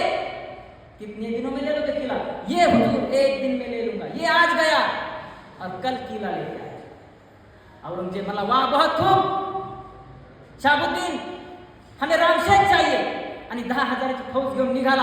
रामशेजवर आला, त्याला मोठा उत्साह आला. 10,000ची फौज रामशेजला टाकला वेढा. सर सर सर सर करत फौज निघण्यापर्यंत आली. प्रतिकार नाही, काही नाही. त्याला वाटलं बहुतेक माझं सैन्य बघून घाबरले मराठी, आता किल्ला असा जिंकून तिथे येता येत वाटतं मला, न लढतात. निम्म्यापर्यंत आले. चलो आगे ले लो किला, चलो आगे ले लो किला. त्याला मोठा उत्साह आला, चलो चलो चलो आगे चलो आगे. सैन्य पुढं पुढं आलं. टप्प्यात आलेलं दिसलं. किल्लेदाराची इशारा घुमली. मावळे कड्यावरती उभा राहिले, हातामध्ये गोफणी घेतल्या, दगड भरली, गर गर गर गर फिरवायला सुरुवात केली. धाड धाड धाड धाड धाड. पत्थरांची बौछार नसती. त्या दगडाच्या मारानं शहाबुद्दीनचं सैन्य परेशान झालं आणि पाठीला पाय लावून परत मागं निघाला. एक दगड फते शहाबुद्दीनच्या मस्तकावर बसला होता. ती जखम रात्री शेकत खलबत खाण्यात बसला आणि त्याने विचारला, अब क्या किया जाए. त्याचा सरदार होता मोठा कल्प, तुम्हाला, हुजूर ऐसा करते हैं, कैसा करते. नाही, काल आपण चालत चालत गेलो, दगड डोक्यावर बसले, उद्याच्याला आपण सरपटत सरपटत जाऊ, म्हणजे दगड जरी आले तरी वरून जातील, डोक्याला लागणार नाही, डोक्याला तापणार. शहाबुद्दीनला कल्पना खूप आवडली. तो मला, हा ऐसा करते. दुसऱ्या दिवशी सैन्य तयार झालं, निघालं, निम्म्यापर्यंत आलं. हालचाल नाही, प्रतिकार नाही, काय नाही. त्याला वाटलं बहुतेक काल दगड मारून मारून थकले ते, आता झोपले. निम्म्याच्या पुढे आले. आता दिंडी दरवाजा दिसायला लागला. अरे घेतला गेला, ले लिया ले लिया. पण रात्रभर जागून मराठ्यांनी मोठमोठ्या शिळा गोळा केल्या होत्या. ते सरपटणारे प्राणी आले जवळ, शिळा दिल्या सोडून आणि सरपटणाऱ्या प्राण्यांना कायमचं सरपटणारे करून मग त्या तळाला जाऊन ते. शहाबुद्दीनला काही कळणारे काय करावं. 600 मराठे किल्ला जिंकू देत नाहीत. आणि मग त्यांनी आपल्या तोफखाना प्रमुखाला सांगितलं, कल तोफे लाव, कितने पल में आएगा किला. कुछ नहीं हुजूर, खाली 2 घंटे की बात है. फक्त 2 तासात किल्ला तुमच्या पायावर टाकतो. आणि मग संध्याकाळी तोफा लावल्या. आता दुसऱ्या दिवशी फक्त वातानी लावायच्या आणि पेटवायच्या आणि बघू किती वेळ लढतायत. आणि मग तोफा लावून मोगल शांत झोपले. 1:30-2च्या सुमाराला किल्ल्यातून मराठी बाहेर आले. सरळ मोगलांच्या छावणीमध्ये घुसले. सरळ सरळ कापाकापी सुरू केली. छापा छापा, मरहटों का छापा. हे मनुस्तर कळुस्तर पुन्हा मराठी किल्ल्यामध्ये वापस. दुसऱ्या दिवशी आता सकाळचे 9 वाजले. आता तोफा सुरू होणार किल्ल्यावरती मारण्यासाठी. तोफखाना प्रमुख आला. तोफा लावल्या, वातानी लावल्या आणि आता वातान पेटणार. तेवढ्यात वरून एक तोफ्याचा गोळा आला. धडाम धूम, तोफा उडाल्या. तोफखाना मला, तोफा पीछे लो, तोफे पीछे लो. शहाबुद्दीनला काय करणार, तो मला कशाला मागे घेतोस. तो म्हणला, हुजूर जर मागे नाही घेतले तर त्यांचे गोळे आपण एक तोफ ठेवणार, घ्या मागं. आता तोफा मागं घेतल्या तर गोळे काय किल्ल्यावर जायला. शहाबुद्दीनला काही कळलं. तो म्हणला, हे काय, तू तर म्हणला होता ना मराठ्यांकडे तोफा नाही. तो म्हणला हुजूर त्यांच्याकडे तोफा नाही पण डोकं तर आहे. तो म्हणला म्हणजे अहो त्यांनी लाकडाच्या तोफा केल्यात, त्याला आतून जनावराचं कातडं लावलंय, त्यांची एक तोफ आपल्या 10 तोफांना भारी आहे. बरं ठीक आहे बाबा तोफा केल्या, गोळ्याचं काय? तो म्हणला हुजूर मग मराठी रात्री कशाला लागते, हे गोळे आपलेच आहे. शहाबुद्दीनला काय कळणार, काय करू, परेशान झाला तो, काय युद्ध नीती येऊ जावी काही समजा. मग त्याने दिला सैन्याला हुकूम, तो मला काय नाही या सगळ्या भोवताचे सगळे झाडं तोडा आणि एक बुरुज उभा करायचा किल्ल्याच्या उंची एवढा, 50 तोफा बसतील आणि 500 माणसं बसतील इतका मोठा. 2 महिने शहाबुद्दीनचं झाडं तोडायचं काम सुरू होतं. 3 महिन्यानंतर तो बुरुज तयार झाला. तोफा चढवल्या, किल्ल्याच्या उंची एवढाच. आता बघू किती वेळ टिकतायत मराठे. तोफा चढवल्या. आता दुसऱ्या दिवशी उद्या सकाळी 9 वाजता बरोबर तोफखाना प्रमुखांनी सांगितलं की उद्याच्याला तोफाचा मारा आपला सुरू. 1:30-2 ला रात्री मराठी बाहेर आले. आता हे मराठी हुक्के, आता हुक्के म्हणजे गावठी हुक्के. आता त्याच्यामध्ये काय, नारळ घ्यायचं, त्याच्यामध्ये पॉइंटेड खिळे भरायचे, दारुगोळा ठासायचा, वातान काढायची, पेटवायचं, द्यायचं टाकून. 5-6 जायबंदी नक्कीच. हे मराठे एका बाजूने छावणीमध्ये हुक्के फेकत गेले. छापा छापा मराठवाडा छापा, सैन्य तिकडं पळालं. तोपर्यंत मराठे आले. जो दमदमा त्यांनी उभा केला होता, जो बुरुज उभा केला होता, खाली वातानी पेटव्या, दारुगोळा ठासला, वातानी पेटवल्या आणि थुई थुई थुई थुई करत दारुगोळा स्फोट झाला, सुरूंग लावला आणि तो जो दमदमा होता तोफा सकट मराठ्यांनी खाली आणला. तोफा मारायच्या तर नंतरची गोष्ट. त्या बुरुजाचाच निकाल लावला मराठ्यांनी. शहाबुद्दीन खानाला काय कळलं, अरे 1 वर्ष झालं, 2 वर्ष झालं, 2.5 वर्ष झालं. औरंगजेबाने मग पत्र पाठवलं, शहाबुद्दीन आओ वापस, प्रमोशन, अब कौन जाएगा? आणि उभा राहिला फतेह खान, हुजूर हम जाएंगे. फतेह खान निघाला. फतेह खान तुम्हारे नाम नहीं फतेह है, हमें फतेह चाहिए. आणि निघाला फतेह खान. रामशेजवर गोचिडासारखा चिटकला, पुन्हा आक्रमण, पुन्हा हल्ला, पण यश येईना. मग त्या फतेह खानाकडे एक जादूगार आला. तो म्हणला, हुजूर तुम्ही मला एक साप करून द्या सोन्याचा तयार, मी भूतवश करण्यामध्ये पटाईत आहे. मग शहाबुद्दीननी त्याला साप करून दिला सोन्याचा तयार. आता मरता क्या न करता, साप तयार करून दिला. त्याने छातीजवळ तो साप धरला आणि तो मला या माझ्या मागं. फतेह खानाने सैन्य त्याच्या मागं. तो निम्म्यापर्यंत आला. त्या मांत्रिकाची छाती फुगली. तो मला बघा आणलं का नाही, बघा त्यांची हालचाल नाही, काय नाही, वश केले म्हणला मी त्याला. जादूगर थोडासा पुढे गेला, टप्प्यात आलेला दिसला. वरून एक गोगनीचा धोंडा आला, गुम गुम गुम करत त्या मांत्रिकाच्या छाताडावर आदळला. मांत्रिक डोळे पांढरे करून खाली पडला. साप एकीकडं, मांत्रिक दुसरीकडं आणि फतेह खानचा सैन्य दुसरीकडं. 2 वर्ष त्यांनी लढा दिला, काही झालं नाही. पुन्हा औरंगजेबाने बोलवलं, ये वापस, आओ वापस, अब कौन जाएगा? आणि खासम खान निघाला, हुजूर हम जाएंगे. त्यांनी पुन्हा 2 वर्ष लढा दिला. शिवराय सांगायचे, माझा एक किल्ला माझ्या मावळ्याने 1 वर्ष लढवला तर माझे सगळे किल्ले घ्यायला 350 वर्ष लागतील. पण संभाजी महाराजांच्या नेतृत्वाखाली मावळ्याने एक रामशेज नावाचा किल्ला 6.5 वर्ष लढवला. 360 गुणिले 6.5. आता विचार करा, सगळे किल्ले घ्यायला किती उशीर झाला. औरंगजेबाला काही कळना. 6.5 वर्ष झाले. अरे एक किल्ला जिंकू देना ते मराठे, लढाई तर जाऊ द्यात, काही जिंकू देणार. त्याला काही समजणार, अरे इथं या महाराष्ट्राच्या छाताडावर 350 गडकोट नाही, इथला प्रत्येक माणूस एक गडकोट आहे. औरंगजेबाला काही समजना, काय करावं. मग त्यांनी फितूर हाताशी धरले. पोर्तुगीजांना सांगितलं, जा मराठ्यांवर आक्रमण करा. सिद्धीला सांगितलं, जा करा हल्ला त्यांच्यावर. इंग्रज, पोर्तुगीज, डच, स्पॅनिश सगळ्या स्वराज्याच्या विरोधात 12 आघाड्या औरंगजेबाने त्या ठिकाणी लढवल्या, उभा केल्या. आणि मग हा जो सिद्धी आहे, जंजिऱ्याचा सिद्धी, राम पाटलाने बांधलेला जंजिरा, जो आदिलशाहीकडे आला आणि परस्पर मग सिद्धीकडे गेला, तो सिद्धी मुजोर आणि माजोर झालेला. कोकणातल्या बायका पाठवायचा, आबरू लुटायचा, भर तारावर त्यांना आबरू लुटत सोडायचा. ही बातमी संभाजीराजांना दिली. राज ते बाया बापट्या लुटतोय, भोगतोय, पुरुष मंडळीच्या नाकान कापतोय, रक्ताळ्याचा दर्या. ही गोष्ट संभाजीराजांना कळाली आणि कळाले संभाजीराजे आमच्याच मातीत येऊन आमचीच माती, त्या सिद्धीची एकदा माती केलीच पाहिजे. खेळू जंजिऱ्यावर रक्ताची रंगपंचमी आणि निघाला सर्जा. पण बुद्धीच्या बळावर लढाया जिंकणारा संभाजीराजा, कारण त्यांना माहिती आहे की जंजिरा हा बाहेरून जिंकता येणार नाही. जंजिरा जिंकायचा असेल तर पोटात आत घालूनच कोथळा बाहेर काढला पाहिजे. आणि मग संभाजीराजे आले.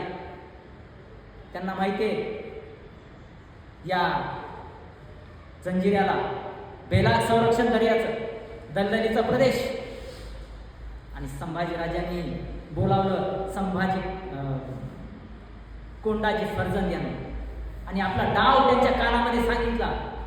आणि कोंडाजीनं तिथलीच एक बटकीशी लग्न केलं आणि कुटुंब कबिल्यासह कोंडाजी फर्जंद सिद्धीकडे गेले. सिद्धी खैरत खान, सिद्धी कासम खान, हुजूर आपली चाकरी करावं म्हणतो. सिद्धने विचारलं, कहाँ से आए हो? संभाजी राजा के पास आया.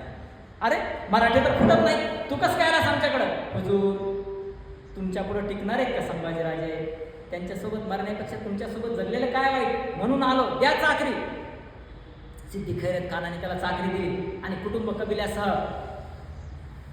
कोंडाजी त्या ठिकाणी राहू लागला. पण मनात डाव वेगळाच, उरात्सल वेगळाच. डाव असा होता की जंजिऱ्यावरची दारुगोळ्याची कोठार उडून द्यायची, जंजिरा डसमळलाच पाहिजे पाण्यामध्ये. आणि मग काही निवडक साथीदारांसह कोंडाजीची नजर जंजिऱ्यावरती भिरभिरू लागली. दारुगोळ्याची कोठार हेरली, वातानी काढल्या. आता फक्त वातानी पेटवायच्या आणि किल्ल्यावरून मागच्या बाजूला उड्या मारायच्या. मागच्या बाजूला तारवं तयारच होती, तारव्यावर बसायचं, सपसप मोरवी चालवायची आणि किनाऱ्यावर जायचं. हा डाव होता. सहकार्यांना त्या ठिकाणी डाव समजून सांगितला. सगळी तयारी झाली. आता वातानी फक्त पेटवायच्या आणि कड्यावरून उड्या मारायच्या, एवढंच. आणि मग घाईघाईनं कोंडाजी जायला निघाला. तशी त्याची बायको म्हणाली, अहो मला येऊ द्या ना तुमच्यासोबत. कोंडाजीकडे बघत नव्हता. त्याने तिला खूप समजावण्याचा प्रयत्न केला, पण ती काय करायला तयार नव्हती. मग शेवटी कोंडाजी म्हणला, बरं ठीक आहे, तूही चल माझ्यासोबत. आणि ती म्हणाली, अहो ही माझी दाशी आहे, ही मला सोडून कधी राहिलीच नाही, हिला सुद्धा सोबत घ्या आपली. कोंडाजीकडे बघताना, बरं ठीक आहे, तूही चल. ती दाशी म्हणाली, मी एकाच मिनिटात माझे कपडे घेऊन येते. म्हणून ती जी आत गेली ती सोबत सिद्धीलाच घेऊन. आणि कोंडाजीचे हात दारू डोळ्याच्या कोठाराला लागण्याच्या आधीच कलम केले गेले. त्या कोंडाजीला तोफेला बांधलं गेलं नगारखान्यावर आणि तोफेला उडवण्यात आला. आणि त्या कोंडाजीच्या स्वामिनिष्ठ रक्ताचा अभिषेक दर्याला झाला. त्या कोंडाजीचं मुंडकं नगारखान्याला बांधलं गेलं. ज्या धमाक्याची वाट संभाजीराजे पाहत होते तो धमाका झाला नाही. उलट कोंडाजीच्या स्वामिनिष्ठ रक्ताचा अभिषेक दर्याला झाला. जे साथीदार सापडले त्यांच्या गर्दनी मारल्या, मराठे पकडले गेले. आणि ही गोष्ट संभाजीराजांना कळाली आणि कडाला छावा त्या बत्ती तोफांना. आणि मराठ्यांचा तोफ मारा जंजिऱ्यावरती सुरू झाला, प्रचंड तोफ मारा. अरे त्याचा नगारखाना पडला, महाल आडवे झाले. सिद्धी खैरत खान, सिद्धी कासम खान एका टेकडीत मागं लपायला गेले. नजदीक एक गोळा पडला, धडामधूम. काळजाचा थरका उठला. आज संभाजी आता सोडत नाही. या संभाजी पुढं, या रौद्रा पुढं टिकणं कठीण. मराठ्यांचा तोफ मारा तिखट होता, भारी होता. आणि जंजिऱ्याच्या सिद्धीच्या तोफांनी कलाल बांगडी, लांडा कासम यांनी कधीच माना टाकले. आता जंजिरा ताब्यात यायलाच निघाला. पण त्याच वेळी दर्या सिद्धीच्या मदतीला धावून आला आणि संभाजीराजांना मागं सरकावलं. पण थांबतील ते संभाजीराजे कसले. पुन्हा विक्राने झुंज सुरू केली. आणि मग हा दर्या आडवा येतोय ना, मग ह्या दर्यालाच व्यसन घातली तर जी प्रभू श्री रामांनी युक्ती वापरली होती तीच युक्ती संभाजीराजांनी वापरायला सुरुवात केली. आणि या दर्यात पूल बांधला तर. आणि मग पूल बांधायला सुरुवात केली. लाकडाचे ओंडके, कापसाच्या गाठी टाकून त्या ठिकाणी पूल बांधायचं काम सुरू केलं. दर्या पूल बांधू देईना. कापसाचे ओंडके, लाकडाचे गट्टे बाजूला टाकू लागले. पण थांबतील ते संभाजीराजे कसले. अरे आगीशी खेळणारे माणसं आम्ही. मराठ्यांचा जन्मच विजांच्या कडकडाटात आणि ढगांच्या गडगडाटात झाला. पाण्याला भिवून घाबरणार कुठे. आगीशी खेळणारा संभाजी. आणि संभाजी राजांनी जंजिऱ्याच्या कडे जाण्यासाठी पूल बांधलेला आहे. तो पूल आजही तुम्हाला पाहायला मिळेल. संभाजी राजांच्या शौर्याचं प्रतीक तो पूल आजही तुम्हाला पाहायला मिळेल.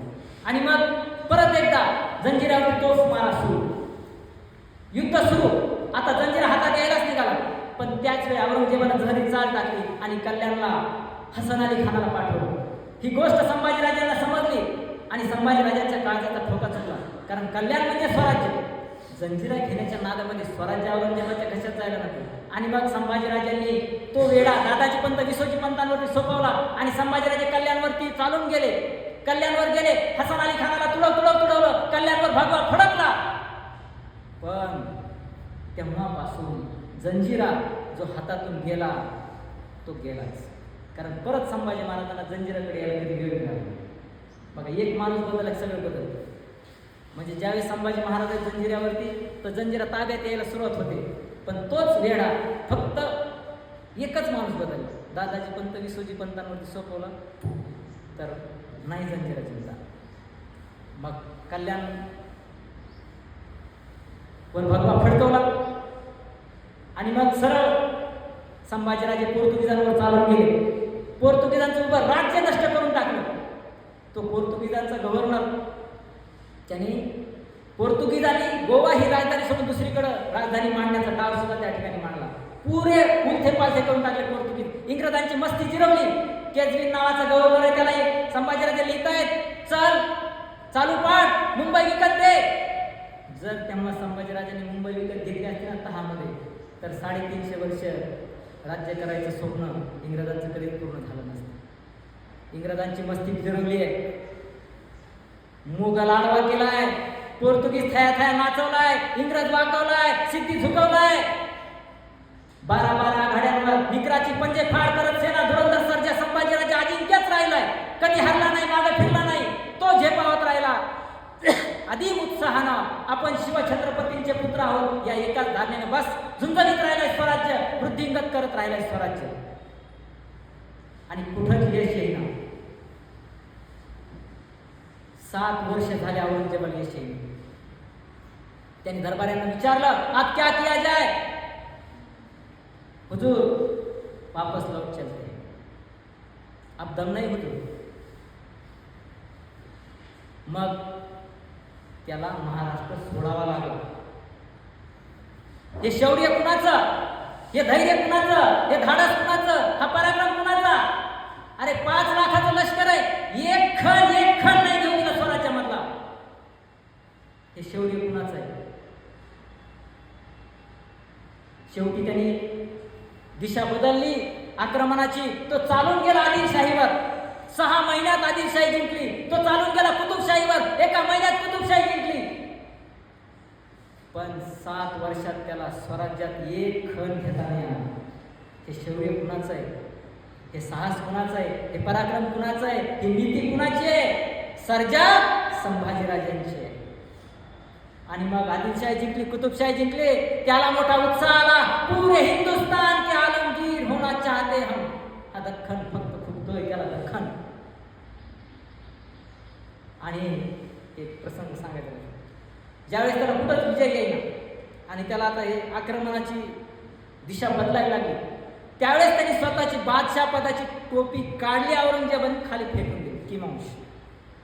आणि त्यांनी सांगितलं, जोपर्यंत त्या संभाजीला जिंदा या मुर्दा गिरफ्तार करत नाही तोपर्यंत ही बादशाह पदाची पगडी मी माझ्या डोक्यावर घालणार नाही. आणि औरंगजेब इथंच मेला. मरताने सुद्धा त्याच्या डोक्यावर बादशाह पदाची पगडी नव्हती. पण आदिलशाही जिंकली, कुतुबशाही जिंकली. त्याला मोठा उत्साह आला. चलो पुरे हिंदुस्तान के आलमगीर होना चाहते हम. आणि मग तो परत आला महाराष्ट्रावर आक्रमण करण्यासाठी. पण त्याला माहिती आहे की उघड्या मैदानाला संभाजीराजांना पराभूत करू शकत. आणि सगळं सुरू असताना संभाजीराजे थांबतायत का? कर्नाटक जिंकलंय, त्रिचनापल्ली, तामिळनाडू, मद्रास, कधी गोवा, कधी जंजिरा, कधी रायगड, कधी पन्हाळा. कावेरी नदी ओलांडली आहे. तो पाषाणकोट जिंकलाय. कर्नाटक जिंकलंय, आंध्र प्रदेश जिंकलाय, तामिळनाडू जिंकलंय. दिवसातले 24 तासातले 20 तास घोड्यावर मान टाकून लढत राहायचा, प्रसंगी शाळूच्या माती खायचा, पण अखंडपणे स्वराज्यासाठी लढत राहायचा. तलवारीच्या टोकावर भाकरी भाजतात मराठे, तुला भाजायला वेळ नाही लागणार औरंगजेबा. बरसत राहिला, गरजत राहिला.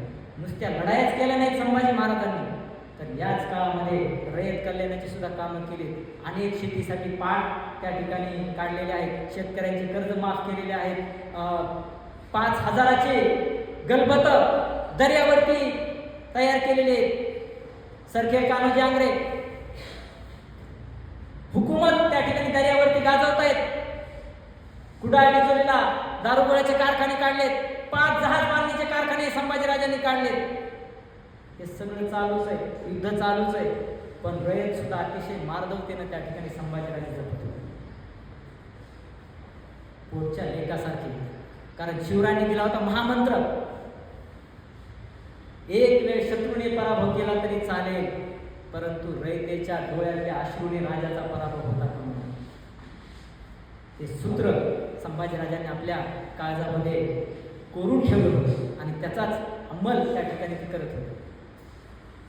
औरंगजेब पुन्हा आला महाराष्ट्राकडे, पण त्याला माहिती आहे की संभाजीराजांना आपण असं उघड्या मैदानात कधी हरवू शकत नाही. आणि मग त्याने काव्यानेच डाव मांडायला सुरुवात केली. पुन्हा त्याने फितूर हाताशी धरले. आता संभाजीराजांनी मंत्र्यांना माफी दिली, त्यांना परत सोडून दिलं, परंतु संभाजीराजांच्या मनाचा मोठेपणा या मंत्र्यांना समजला नाही. आणि मग ते अकबराकडे गेले, औरंगजेबाचा मुलगा, आणि त्याला सांगितलं, तू जर आम्हाला संभाजीराजांना मारायला मदत करत असशील तर अर्ध स्वराज्य आम्ही तुला देऊ. जणू काही यांच्या बाप झाल्याची प्रॉपर्टी आहे. संभाजीराजांच्या खुनाची सुपारी ते अकबराला द्यायला गेले, पण तो अकबर प्रामाणिक निघाला. त्यांनी हे पत्र संभाजीराजांना दिलं, नावं समजली, आणि मग म्हणून संभाजीराजांनी या मंत्र्यांना हत्तीच्या पायी दिली, तोफेच्या तोंडाला दिलं, रायगडाच्या टकमक टोकावरून ढकलून दिलं. जे केलं ते योग्यच केलं. जर यांना मारलं नसतं तर संभाजीराजांना मरावं लागलं असतं आणि स्वराज्याचा ग्रंथ कधीच आठवला असता. हे फितूर पुन्हा औरंगजेबाने फितवले आणि फितुरांनी आपल्या कामाला सुरुवात केली. आता गणोजी शिर्के, शिवाय संभाजीराजांचे मेहुणे, येसुबाईंचे सख्खे भाऊ, आता यांचा वतनाचा न दिल्याचा राग, आणि फितुरांनी त्यांची समज करून दिली की कवी कलश तुमचे विरोधक आहेत. आता कवी कलश जे आहेत त्यांच्याकडे देसाई, सावंत आणि शिर्के यांचे खटले कवी कलशांकडे असायचे. आता त्या दिवशी काय झालं की नेमका खटल्याचा जो निकाल आहे तो त्यांनी सावंताच्या बाजूने दिला आणि शिर्क्यांची खात्री पटली की कवी कलश हे विरोधकच आहे. आणि मग शिर्के चालून गेले कवी कलशांवर. कवी कलश मग खेळण्या खेळण्या विशालगडाकडे त्या ठिकाणी पळून गेले आणि मग त्यांनी राजाला पत्र पाठवलं, शिर्क्यांनी मार दिला म्हणून खेळणी असे आले. ही गोष्ट संभाजीराजांना समजली आणि त्यांना राग आला आणि संभाजीराजे येसुबाईंना म्हणतायत, जर नात्याचे पदर स्वराज्याची कदर करत नसतील तर आम्ही काय करावं. तसं येसुबाई म्हणाल्या, स्वराज्याला सौभाग्य आणि सौभाग्याला स्वराज्य मानतो आम्ही. ते आमचे बंधू असले म्हणून काय झालं, राजे तुम्ही बिनघोर जा. आणि मग संभाजीराजे निघाले, चालून गेले, शिर्क्यांना पराभूत केलं, शिर्के पळून गेले आणि संभाजीराजे पन्हाळ्याला आले. पन्हाळ्याला होते सरलष्कर सरसेनापती मालोजी घोरपडा, वय वर्ष 60, शरीर थकलं असेल पण छातीतली धग आणि मनगटातली रग तशीच होती. आणि त्यांनी विचारलं, मालोजी बाबा, मुकर्रब खानाची कोण हालचाल. तसा कळाला मालोजी गावरान बोलीमध्ये, राज तेव काय येतो हित, आम्ही हाय नव, बघतो की त्याला, रेटतो की त्याला.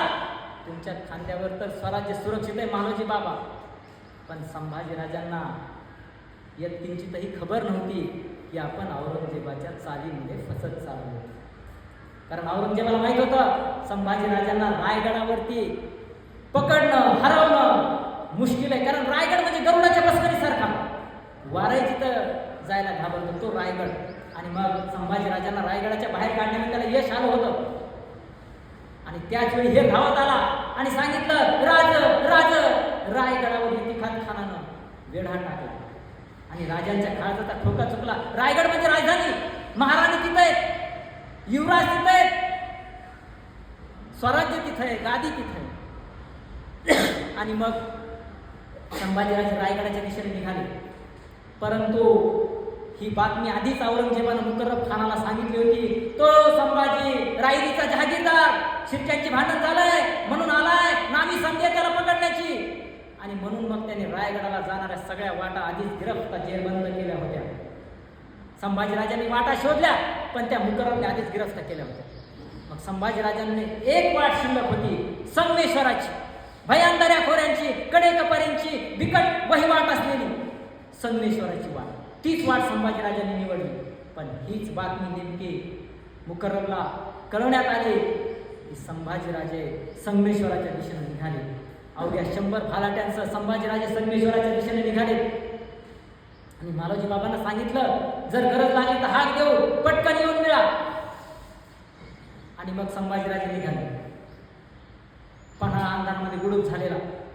त्याच वेळी एक पहारेकरी बेंबीच्या देठापासून ओरडला, मालोजी बाबा, मालोजी बाबा. रात उजळत पळून निघाली.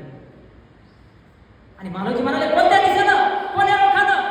जी संगमेश्वराच्या रोखानं. आणि मालोजी बाबाच्या काळजाचा ठोका चुकला. अरे अरे, शिबंदी उठवा, शिबंदी उठवा, राजाची जान वाचवली पाहिजे. आणि आपल्या राजाच्या रक्षणासाठी, संभाजी राजांच्या रक्षणासाठी मालोजी बाबा अवघे 500 भालाट्यांसह संगमेश्वराच्या दिशेने निघाले. त्या मुकर्रब खानाच्या 5000च्या फौजेला बगल देत निघाले. संगमेश्वराला पोहोचले. आणि पोहोचल्या त्यांनी धपाट्यावरून आले आणि सांगितलं, राज राज निघा, तुम्ही नावडी जवळ करा. तसे संभाजीराजे खाली आले. काय झालं मालोजी बाबा, कोण आफत? राज, आफत लय मोठी आहे, तुम्ही निघा, नावडी जवळ करा. संभाजीराजे मालोजींना म्हणतायत, मालोजी बाबा, तुम्हाला एकटं सोडून, मरणाच्या दारात सोडून छत्रपती व्हायला आलो नाहीत आम्ही. लढू इथंच, मरू इथंच. मालोजी बाबा सांगत आले, राज, लाख मेलं तरी चालतील, पण लाखांचा पोशिंदा जगला पाहिजे, तुम्ही निघा राज. राजाने सांगितलं, नाही, 2 हात इथंच करू शकतो. तोपर्यंत मुकर्रब खानाची फौज गावाच्या वेशीपर्यंत आली होती. आणि त्या 5000च्या फौजेला डोळ्यात डोळा लावून भिडून 500 मावळे, अवघे 500 भालाटे उभे होते. ते मुठभर 500 मावळे पाहिले आणि मुकर्रबला मोठा उत्साह आला, यलगार. आणि त्याच वेळी हर हर महादेवची आरोळी घुमली. झाडापानावरचे पक्षी फरफर फरफर करत उडाले. रात्र काळोख थरारला, रात्र थरारली. आणि तलवारीच्या पाट्यांचा आवाज सुरू झाला, खनखन खनखनाट सुरू झाला. आफाट आफाट शौर्य. शिवराय म्हणायचे, माझा एक मावळा 100ला भारी आहे. इथं एक मावळा 500ला भारी पडत होता. मुकर्रब खानाच्या सैन्याला तसूभर सुद्धा पुढे येऊ देत नव्हते. आफाट आफाट आफाट शौर्य. मालोजी स्वतः वय वर्ष 60, 2 हातात 2 समशेरी घेऊन लढत होते. कांदे कापावे असे शत्रूला कापत होते. ते शौर्य पाहिलं आणि मुकर्रब म्हणला, इस बूढ़े को पहिले लगाम डालो, इस बूढ़े को पहिले लगाम डालो. आणि 50-50 सैनिक आले. मालोजी बाबांना चारी बाजूने घेरलं. चक्रविवाद मालोजी, अभिमन्यू अडकावा असे मालोजी बाबा चहू बाजूने अडकले. आणि एकदा सर्वांचे वार केले. दोन्ही तलवारीवर ते धरले.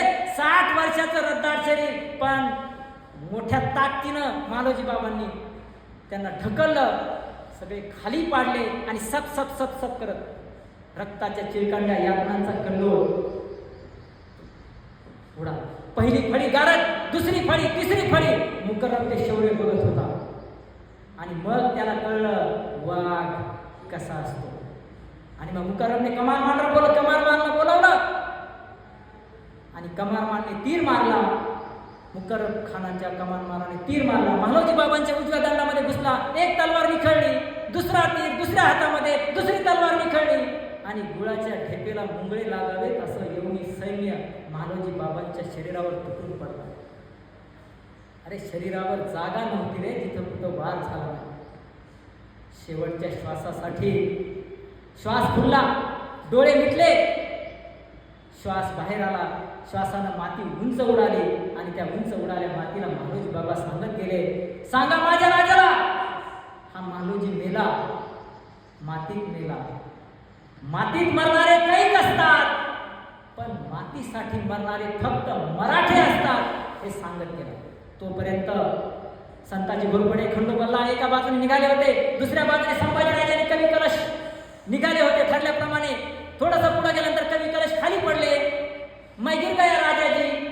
संभाजीराजे कवी कलशांना उठवलं, घोड्यावर बसवलं आणि निघाले. समोर आता नावडी नदी दिसत होती, माणसं ओळखीचे वाटत होते. संभाजीराजे आणि कवी कलश नावडी नदीच्या त्या किनाऱ्यावरती आले, मांडवी नदीच्या किनाऱ्यावरती आले. आतापर्यंत ऐकलं होतं नद्या समुद्राला येऊन येतात, इथं उलटच. त्या नावडी नदीला, त्या मांडवी नदीला मुकर्रब खानाचा सेना सागरात भेटायला आला होता. काठावर होता शिवपुत्र संभाजी आणि कवी कलश आणि कडाडला मुकर्रब.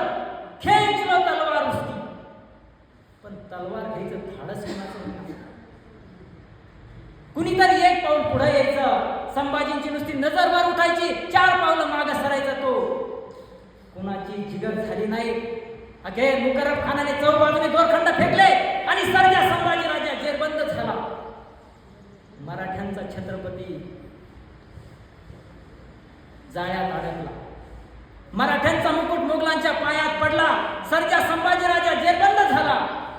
आणि संभाजीराजानं जेरबंद करताना तो मुकर्रब म्हणतोय, राहुल्या खानाला म्हणाला, जल्द से जल्द इसे यहां से ले चलो, अगर पता चला इन मराठों को तो यही कबर बना डालेंगे आपण. आणि तुम्हाला आश्चर्य वाटेल, संगमेश्वर ते बहादूरगड 350 मैलाचं अंतर आहे. एसटीने जायचं झालं तरी 1.5 दिवस लागतो. मुकर्रब खानाने संभाजी राजांना घेऊन हे अंतर 4.5 दिवसात पूर्ण केलं होतं. कुत्र माग लागल्यासारखं पळत होतं. दुर्दैव मराठ्यांचं, किल्ल्याच्या तटाशेजारून संभाजीराजांना नेलं जात होतं, पण तटावरच्या धारकऱ्याला माहिती नव्हतं आपला राजा कैद झालाय म्हणून. गावातल्या वेशीवरनं संभाजीराजांना नेलं जात होतं, पण गावातल्या गावकऱ्याला आणि वारकऱ्याला माहिती नव्हतं आपला राजा कैद झालाय म्हणून. कळेपर्यंत सुरक्षित बहादूरगडाला नेलं गेलं होतं. आणि ही बातमी सांगण्यासाठी हे औरंगजेबाकडे धावत आला, हुजूर हुजूर बडी खुशी की खबर आहे, संभाजी गिरफ्तार हुआ. आणि आल्या हेराला औरंगजेब म्हणतो, पीके तो नहीं आए. जी हुजूर, संगमेश्वर में मुकर्रब खान ने उन्हें दस्त कर लिया. वाह, बहुत खूब. अल्लाह ताला की रहमत करम से शब रात का जश्न होना चाहिए. आखिर आज कैद में है तो हमारे. आणि मग सांगितलं औरंगजेबाने, आतापर्यंत त्यांनी मराठेशाहीचं तख्त पेलवलं असेल स्वतःच्या खांद्यावर, आता त्याच्या खांद्यावर तख्ता खुला ठेवा. आतापर्यंत राजवस्त्र घातली असतील त्यानं, आता त्याला विदुषकी झपली घाला. आतापर्यंत त्याने मुकुट फिरवला असेल स्वतःच्या डोक्यावरती, आता त्याला घुंगरा असलेली विदुषकी टोपी घाला. आतापर्यंत राज अलंकार घातले असतील त्यांनी, आता त्याला पोलादी काटेरी सोगलदंडाने जखडावा. आतापर्यंत तो घोड्यावरनं, मेन्यातनं, पालखीतनं, हत्तीवरच्या अंबारीतून फिरला असेल, आता त्याला उंटाला बांधा.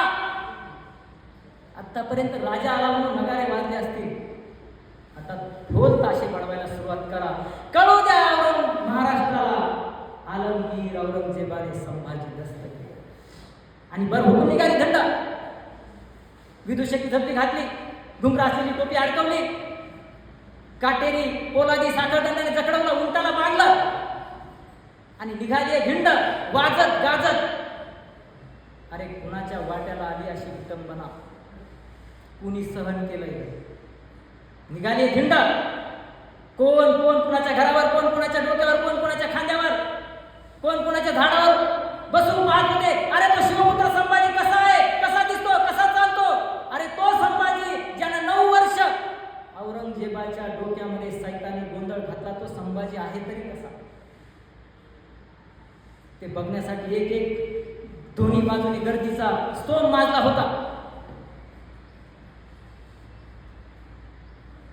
ताठ होता गणा, झुकली नाही मान. निघाले झेंड वाजत गाजत. कुणीतरी अचानक भरकना गर्दीतून एखादा दगड यायचा, धप्प दिशी छातीवरती आदळायचा.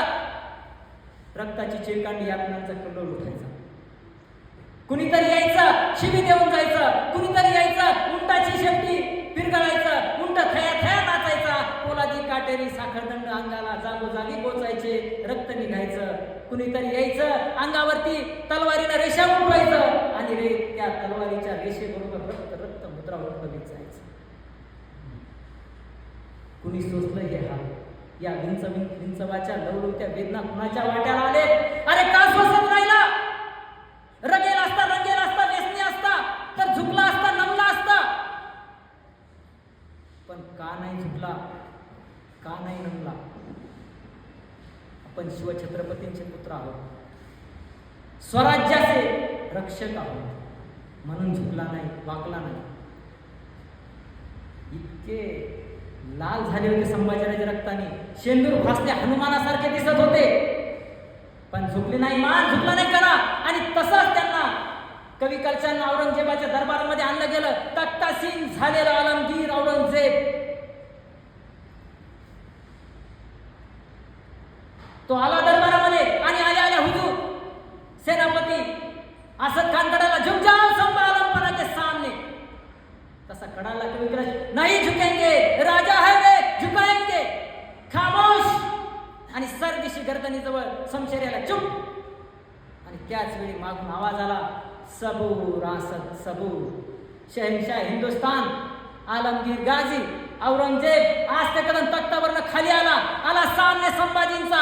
तो रक्ताळलेला संभाजी एकदा निहाळला आणि नजर फिरवली डोळ्यांवर. तेज डोळे, तेज. ये मिला था मुझे आगरा में पहली बार जब 9 बरस का था. तब हमने इसे पूछा था कि उरे संभा तुम्हें हमारा डर नहीं लगता? और तभी संभा ने जवाब दिया था, हमें किसी का डर नहीं लगता, लेकिन हमारी वजह से सबको डर लगता है. सच कहा था काफर ने. कभी कभी ठंडक नहीं मिलेगी, लेकिन अब नहीं. अल्लाह ताला की रहमत करम से शब बारात का जश्न होना चाहिए. आणि त्या खुदाचे आभार मानायला औरंगजेब गुडघे टेकून खाली बसला आणि नमाजाच्या रुखादा पडायला लागला. त्याची ती अवस्था पाहून संभाजीराजे कवी कलशांना म्हणतायत, कवीजी कवी आहात आपण, मग सुचते का एखादी कविता या प्रसंगावर? कवी कलश पाहत राहिला राजांकडे. अरे काय माणूस आहे, औरंगजेबाच्या दरबारात आहे, मरणाच्या समोर आहे, मृत्यूच्या दारात आहे आणि राजा विचारतोय सुचते का एखादी कविता? आणि काय कविता ऐकायची वेळ आहे का? पण राजाला भय नाही, राजाला भीती नाही.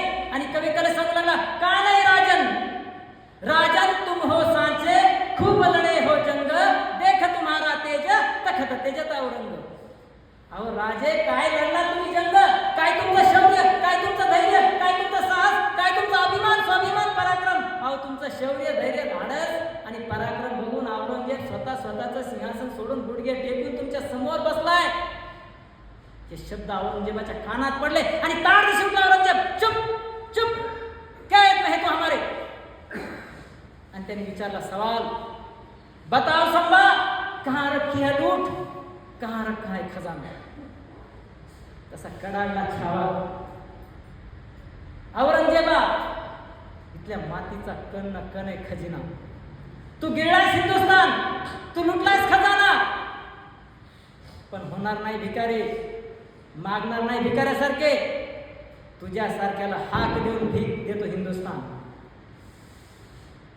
औरंगजेब आश्चर्यचकित झाला, पाहत राहिला संभाजीराजांकडे.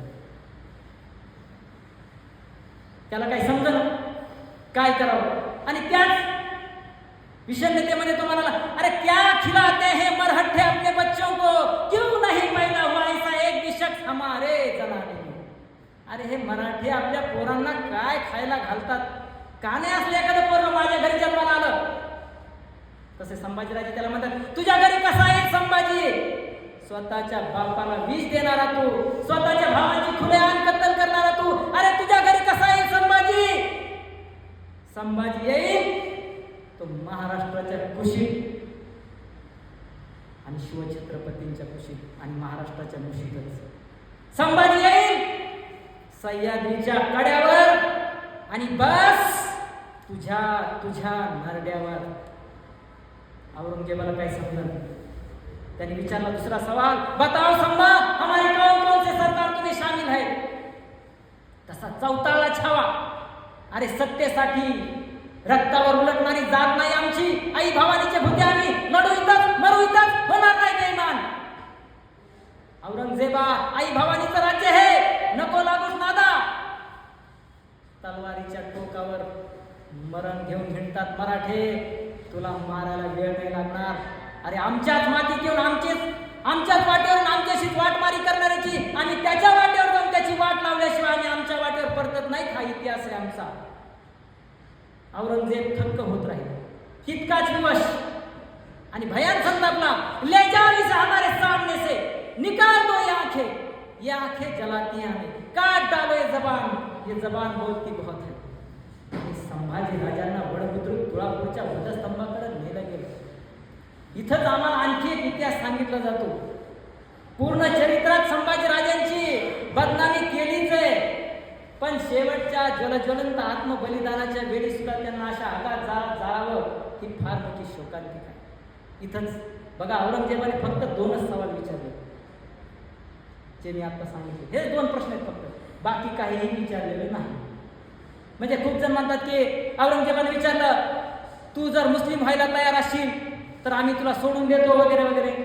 हे बाजार गप्पा आहे.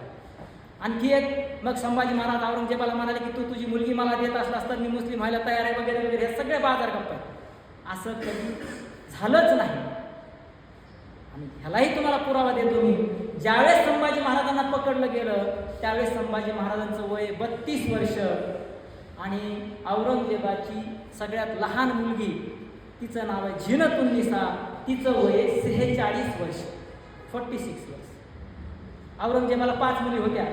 पहिली मुलगी झेबुन्निसा, ती शहाजहानसोबत आग्र्याला कैद येत होती, ती कधी महाराष्ट्रात आलीच नाही. मधल्या 3 मुलींच्या औरंगजेबाने लग्न लावलेत. 5वी मुलगी झिनतुन्निसा, ती औरंगजेबासोबत होती, तिचं वर्ष होतं 46 वर्ष. मला सांगा, आता कॉमन सेन्स की बात आहे, कोणता 30ला युवक म्हणेल की मला 50शीकडे झुकलेल्या बाईसोबत लग्न करायचे? कोणता इतिहास आहे तो आम्ही? संभाजी महाराज आणि औरंगजेब यांचा संघर्ष हा धर्मसंघर्ष नाही, तो सत्ता संघर्ष आहे. लक्षात ठेवा. इथंच गल्लत होती आमची.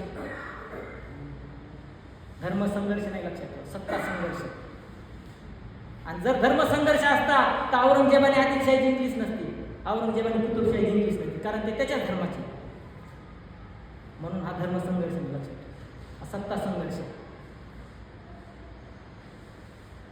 नेलं संभाजी राजांना वडबुद्रुक तुळापूरच्या वधस्तंभावर.